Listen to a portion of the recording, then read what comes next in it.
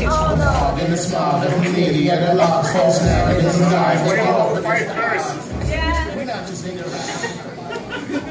Clarify, this is a response to a Facebook post. I just want to make that clear. So also, thank you for having me. This is the first time I've ever been here, so...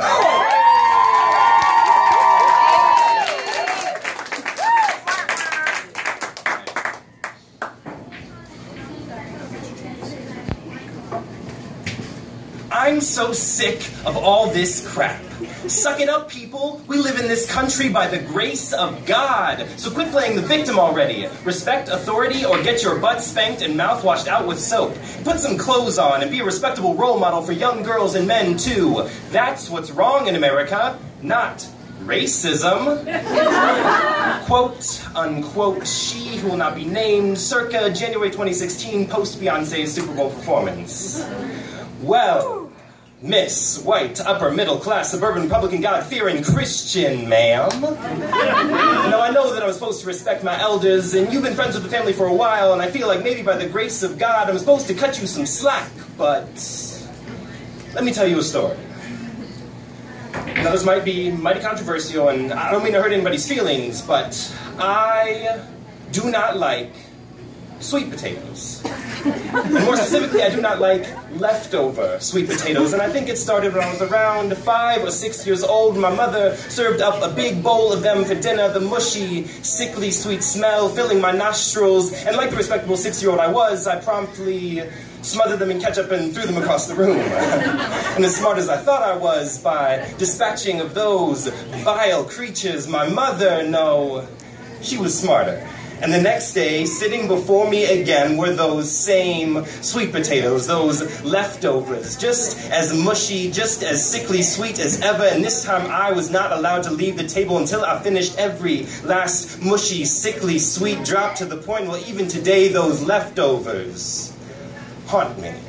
Well, just the smell can trigger my gag reflex now. Now bear with me, I promise this is going somewhere, because it's okay. It's okay because I get how racism doesn't exist to you, how you don't see color, how you just know what everyone else should or shouldn't do. By golly, well, by golly, I'm sorry. Because I don't think it'll ever be that simple, you see, because you are my 6-year-old self, and we are the leftovers that haunt you. And instead of just the ones you are faced with those leftovers every day, leftovers that you don't understand, leftovers that you think you know best how to deal with, leftovers covered in ketchup lying on the ground where you put them down, just trying to protect yourself, but covering them in ketchup doesn't change what they are, doesn't let you pretend like they do not exist. No, every day they come back sicker and sweeter than before. Now imagine how it feels to be those leftovers.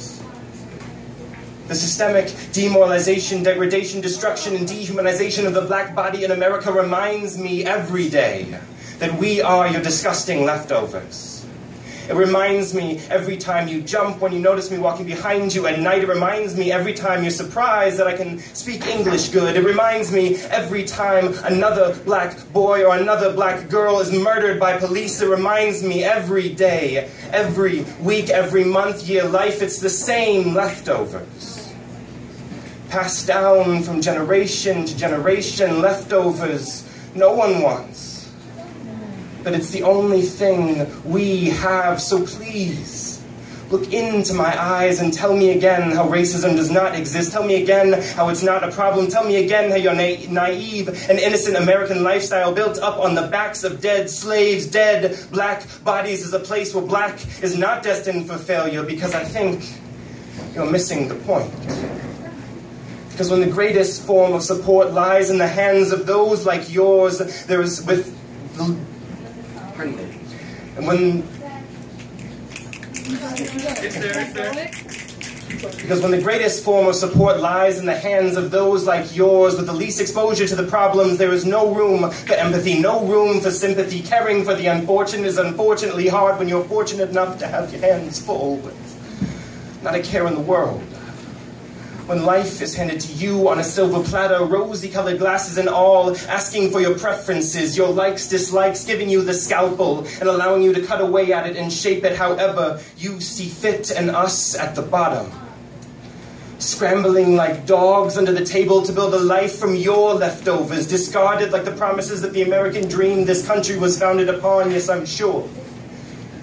Yes, I'm sure that you like it up there on your high and comfortable chair where you can taste the air before the rest of us. But please, don't take it all.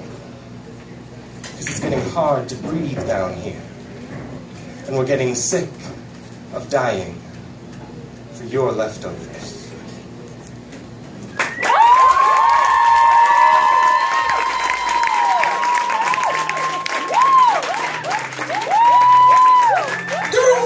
Caleb, everyone. Hey, good piece, man, good piece. You ain't fucking sweet potatoes, man. Sweet potatoes. He put ketchup on that shit. My heart was like, what? I had to walk that off, man. Ooh. I'm back though, I'm alright, I'm okay. Okay. When someone else talked, I was like, ketchup, nigga, what? Man, listen. I mean, I get it. I was with the analogy, but the whole time I was like, ketchup on the sweet potato. Oh no, baby, what did you do? Yo, man. Hey, this is the best kind of feedback you can get, man. Gotta do a poem real quick.